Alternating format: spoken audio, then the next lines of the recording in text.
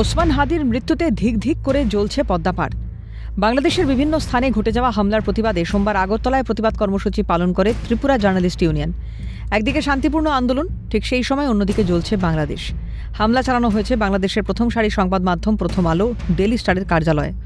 খুলনায় সাংবাদিক ইমদাদুল হক মিলনকে গুলি করে খুনের অভিযোগ উঠেছে। উত্তেজিত জনতার হাতে হেনস্থার শিকার হন ঢাকার বর্ষিয়ান সাংবাদিক নুরুল কবির।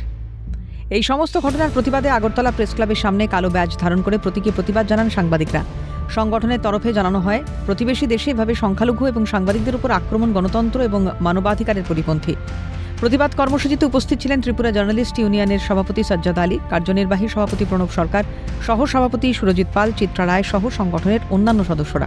যে ওই ঢাকা জাতীয় প্রেস ক্লাবের নির্বাচিত যিনি সম্পাদক ছিলেন শ্যামল বাবু, ওনাকে এখনও কারাবন্দী করে রাখা হয়েছে। একটা নির্বাচিত সংস্থার সবাইকে ওনারা পদত্যাগ করতে বাধ্য করা হয়েছে, সভাপতিকেও পদত্যাগ করতে বাধ্য করা হয়েছে, ওনাকে দেশে থাকতে দেওয়া হয়নি।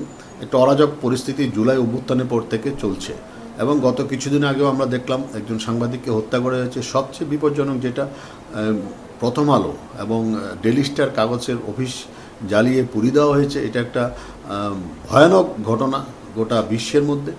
এর প্রতিবাদে ত্রিপুরা জার্নালিস্ট ইউনিয়নের পক্ষ থেকে আজকে আমরা একটা কালো বেজ পরে আমরা প্রতিবাদ করেছি।